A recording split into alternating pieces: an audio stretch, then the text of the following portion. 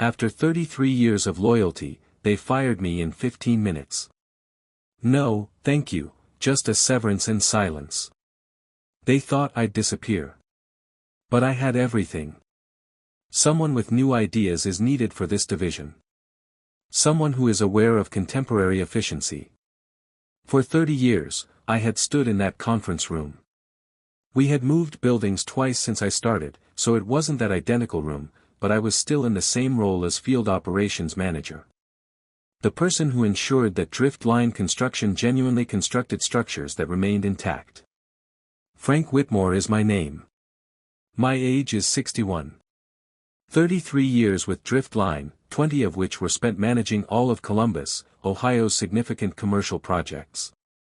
I had maintained my complying sites, my crews safe, and my head down. Never missed a deadline that wasn't ruined by supply chains or bad weather. However, our recently hired Chief Operating Officer, Connor Reeves, who had previously worked for a software company in California, treated me as though I were an antiquated piece of machinery. He had spent 6 weeks with us. When he was still a college student, I had started pouring foundations. He continued, glancing through his tablet without looking at him, the board wants a restructuring plan by next quarter. We must streamline the outdated procedures and reduce overhead. The outdated procedures? I repeated.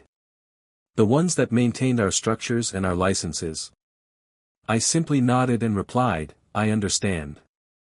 No dispute. No defense. Only recognition. That seemed to astonish him.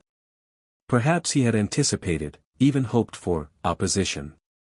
Something that would validate what I already knew was about to happen. Nothing was agreed upon at the end of the conference, but everyone understood. They were phasing me out. Labeled as overhead, this is 30 years of institutional knowledge. I opened my bottom drawer when I returned to my workplace, a small room with filing cabinets and site maps on every wall. A huge blue folder that I had been keeping up with for 8 years was inside. It's more like insurance against the day someone made a disastrous choice than it is for this particular day. In my clean block handwriting, I documented, dated, and commented every corner cut, hurried inspection, and fine-spun permit. I hadn't done any of these things. I had resisted each one. However, I documented the judgments taken by CEOs in boardrooms regarding timetables that were unrealistic. I made a note when we began work before the permits were cleared. I noted any instances in which we employed materials that deviated from the requirements. Without removing the folder, I shut the drawer. Not quite yet. That might not be the case. However, I noticed Connor shaking hands with a young man wearing a pricey suit as I peered through my office window. They looked toward my office and were giggling. I realized then. Back when Franklin Dre was still in charge, I began working at Drift Line. From being a residential contractor, Frank had transformed the business into one of Central Ohio's largest commercial developers. I learned from him that structures were for people, not just about making money. He used to comment, every shortcut eventually shows up, Frank, when he was inspecting sites. Gravity and water always collect their obligations, whether it's next week or next 10 years. I became known as the blueprint man because I took that seriously. The person who meticulously followed blueprints, was well versed in all building codes, and was able to identify any problems before the first shovel touched the ground. Things began to change in 2011 when Frank retired and his son Mason assumed leadership. Mason had a lot of ambition. Impatient. He desired development. He desired to contend with the domestic companies. His methods concerned me, but they weren't necessarily terrible goals. In management meetings, he would state, we need to be more aggressive.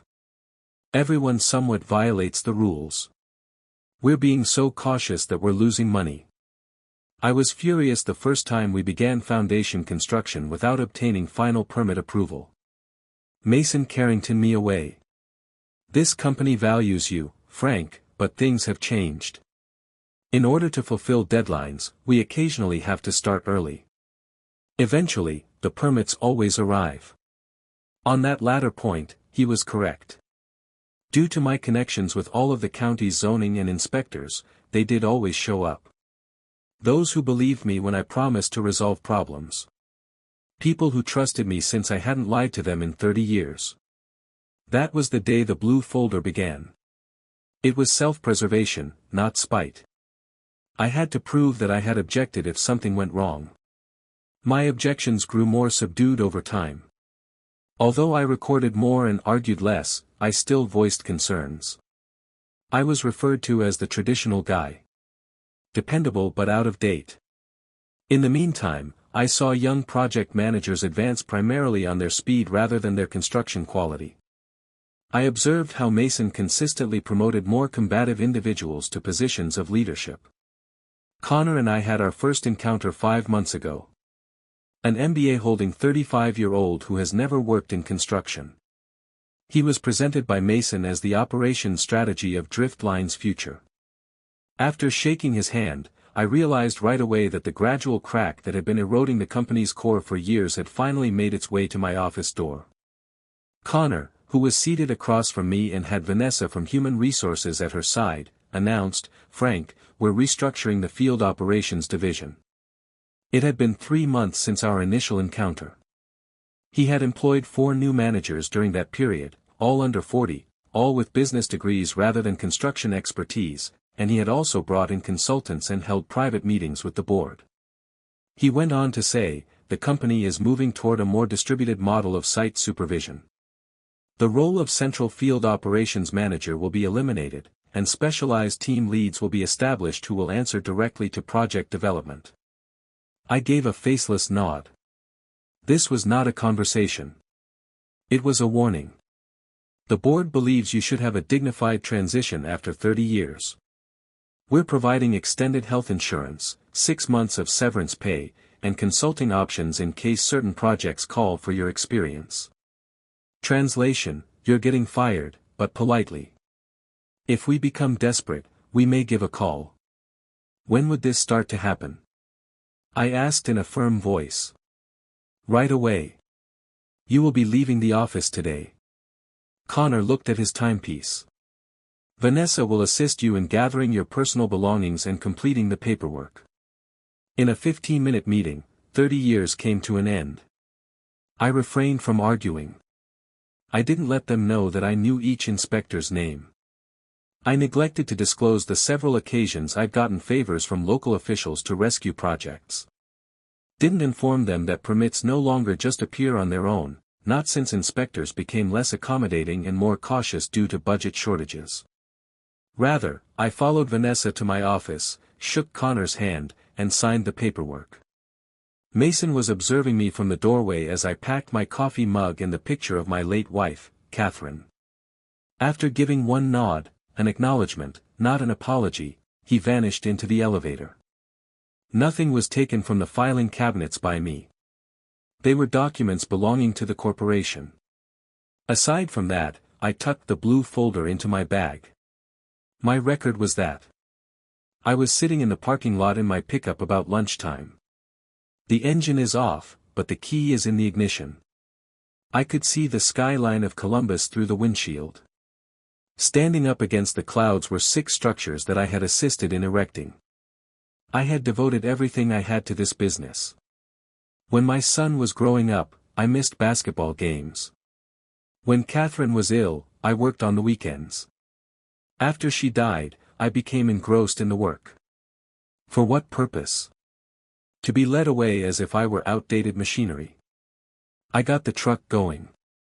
I didn't drive home, though. Rather, I went to the office of building safety downtown. When I first met Teresa Monroe 25 years ago, she was a junior inspector. She was now in charge of the department. "Frank," she said, startled to see me enter. "What brings you by? Problem with one of the sites?" "Not anymore," was my response. "I've been let go." She raised her eyebrows. "Driftline fired you? Are they insane?" I gave a shrug. "They're restructuring." She remarked, "Well, their loss, you want to grab coffee, catch up." On her desk, I set the blue folder. Actually, I think you should read this first. It was 2 weeks later. Teresa and Driftline had not contacted me. During that period, I organized my home office and took calls from former coworkers, all of whom expressed surprise at my leaving. Severance payments began to come in. A respectable sum, but when prorated over 6 months, it fell short of what was promised. Then my phone rang on a Tuesday morning.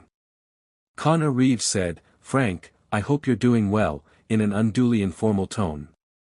"Listen, we're having some issues with the Riverside Plaza project, and I was hoping you might consult for a day or two. The main jewel of Driftline is Riverside Plaza. A sizable mixed-use complex that includes luxury apartments, offices, and shops. 3 months ago, the ground had broken." I inquired, "What kind of issues?" "Just some permit questions. The city inspector is making a fuss about modified plans that weren't resubmitted. Nothing major, but it's holding things up. Teresa had to be part of it." "I'd be happy to help," I replied. "My consulting rate is $330 an hour. 2-day minimum. Retainer paid up front." The line was silent. "That's steep, Frank. We were thinking more along the lines of your previous salary equivalent." "That was an employee rate. I'm a consultant now," I responded. "And experienced consultants with my specific knowledge don't come cheap." More quiet. "Let me talk to Mason and get back to you." The same day, they returned the call. Mason himself, accepting my conditions, but emphasizing that this was a one-time deal. I agreed to meet the project manager at the Riverside site the next morning and signed their hurriedly drafted contract. As soon as I got there, I could see the issue. They had extended the foundation footprint beyond the setback zone by over 6 feet, beyond what was specified in the authorized designs. Probably to increase the shop space's square footage. Nowadays, the classic Driftline move is to seek for forgiveness rather than permission. Connor and the project manager, Alan Pierce, were standing by. "Frank, thanks for coming," Connor added, beaming. "We've got a situation with Inspector Daniels.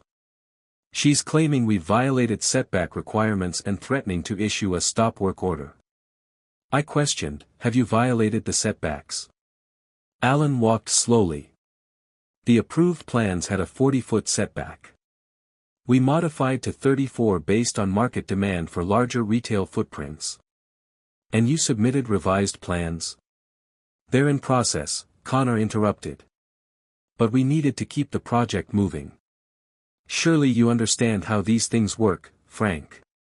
We were hoping you could talk to Inspector Daniels. Explain the situation. She's always respected you." Slowly, I nodded. "I see. You want me to use my relationship with Teresa to convince her to look the other way while you correct the paperwork?" "Essentially, yes," said Connor. "It's just bureaucratic red tape. The modification is minor." I took notes and checked measurements as I strolled about the location. The infraction was serious. Utility hookups, emergency access routes, and drainage calculations were all impacted. "I'll talk to Teresa," I responded at last. "But I need copies of everything: original plans, modified plans, permit applications, approval letters. Everything." They were so anxious for me to fix their issue that they gave me the data without hesitation. I called Teresa from my home office that afternoon. "You've been busy," she replied. "They asked me to intervene on Riverside," I responded. "I thought they might." "What did you tell them?" "I said that I'd talk to you." She laughed. "And will you convince me to overlook their creative interpretation of the approved plans?" "No," I muttered. "I'm going to help you understand exactly what they've changed, when they changed it, and what other sites might have similar issues. Riverside wasn't the only trap. It was all of the city's ongoing Driftline projects." Teresa and I first met at a tiny coffee shop that was far from Driftline's offices and downtown. My files were with me. She brought hers. After I read your documentation, she added as she brewed her coffee, I started pulling every drift line permit application from the past 5 years, comparing approved plans with inspection reports. Across the table, she slipped a folder. Photographs from 8 distinct building sites were included. Each displayed minor but noteworthy changes from authorized designs, such as additional square footage, altered structural components, and materials that weren't specified. They've been systematically building beyond permit approvals, she said. It's coordinated. Quiet. But the pattern is clear. Changes are minor enough that a hasty inspector might overlook them, yet substantial enough to affect compliance and safety. Even if I wasn't shocked, it was nevertheless startling to see the data presented. This was more than just time-saving shortcuts. This was a deliberate and purposeful breach of building codes. Teresa lowered her voice and remarked, "The worst part is that my department has been under pressure from Mason Carrington for years, implying that we are anti-business by phoning city council members when we enforce codes." After pointing out drift line infractions, 2 of my inspectors were transferred. That was fresh knowledge. It was not just drift line that was crooked. The city government was contaminated. "Why have you come to me now?" I inquired. "You've been aware of this for years." Teresa appeared worn out. "Because there is a pattern in your documentation. One inspector's opinion does not represent a strong corporation.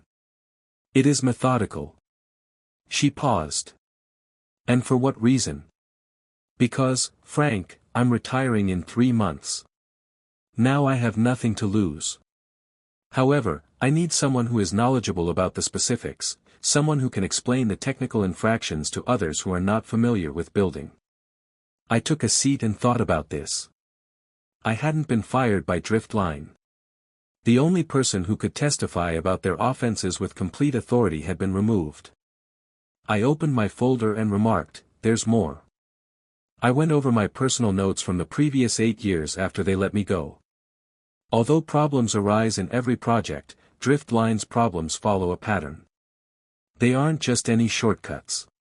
It's a calculated move. I presented my analysis to her. How drift line continuously increased the amount of sellable or leasable area in plans after they were approved. How they saved thousands of dollars per project by using identical-looking material substitutes. How they accelerated construction by beginning work before permits were finalized, presuming that permissions would be obtained. "How much higher can this go?" Teresa inquired. Mason is all-knowing. The project managers put his vision into action. Connor was hired to increase the process's efficiency, which means there will be fewer checks and balances. They now want me to assist them in carrying on the trend. I gave a nod. They believe me to be loyal or desperate. Or both. Teresa pondered as she drained her coffee. "I just need the Riverside infraction to issue a stop work order. However, we must address all of the systemic problems at once if we are to address them. I'll complete all ongoing projects," I declared. Thorough examinations. Reviews of documents. Testing of materials. That would essentially put a stop to drift line's whole business for weeks. Months, perhaps, Teresa remarked. There would be a huge economic impact. Jobs were lost. Projects are delayed. I cut in, projects that aren't being built to code. Structures where people will live and work. I've dedicated my professional life to making sure such buildings are secure. Just because they took my job doesn't mean I'm going to stop now. Teresa gave a slow nod. Okay, Frank. Let's do it correctly. I need all of your stuff, project by project. Names. Dates. Particular infractions. We'll begin by thoroughly examining every active site.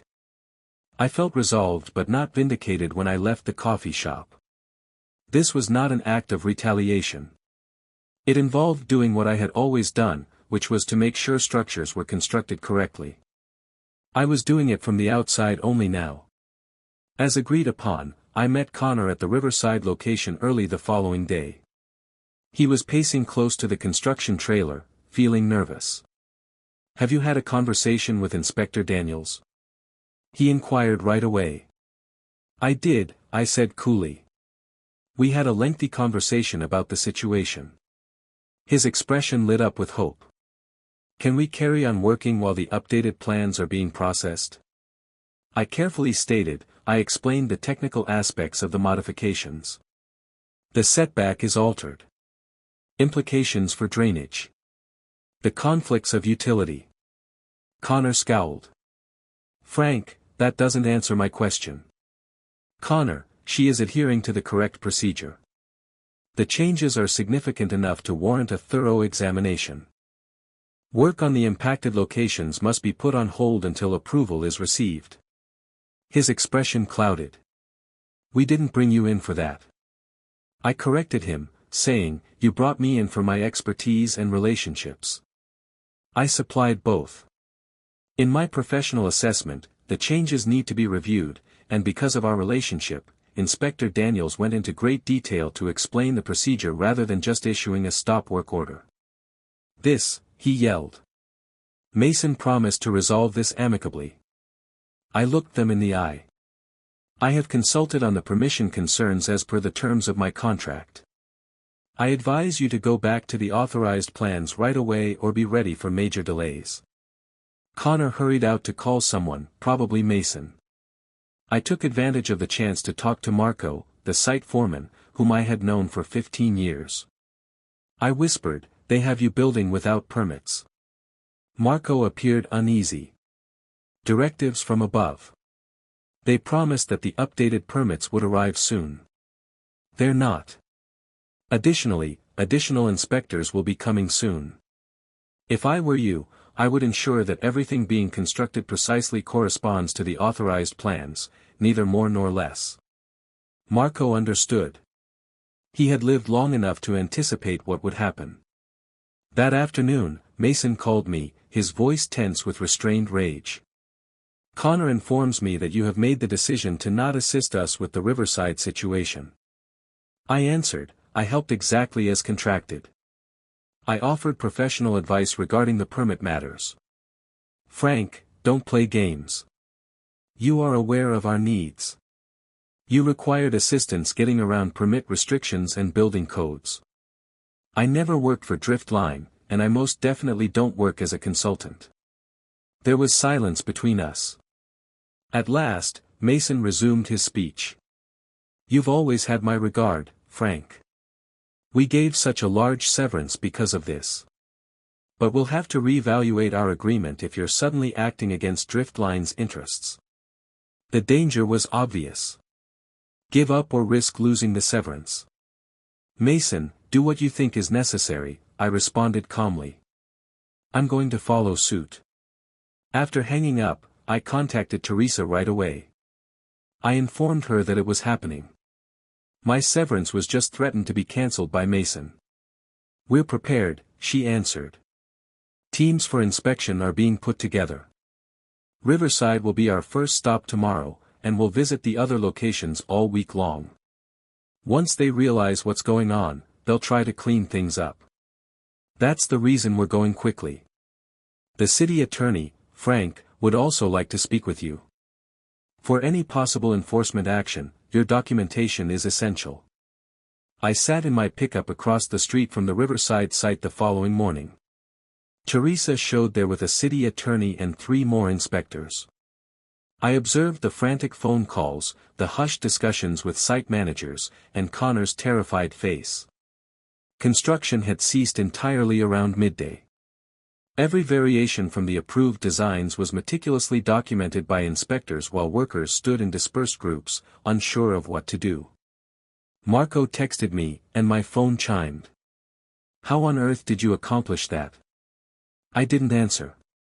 It wasn't a personal matter. Even if I was no longer employed, it was still important executing the job correctly. Teresa presented her findings to the city council 1 month later, and I was seated in the back row. There were several people in the room. Contractors. Developers. Workers at Driftline. Reporters. Their lawyers sat on either side of Mason and Connor, who were seated in the first row. Teresa's presentation was meticulous and devastatingly accurate.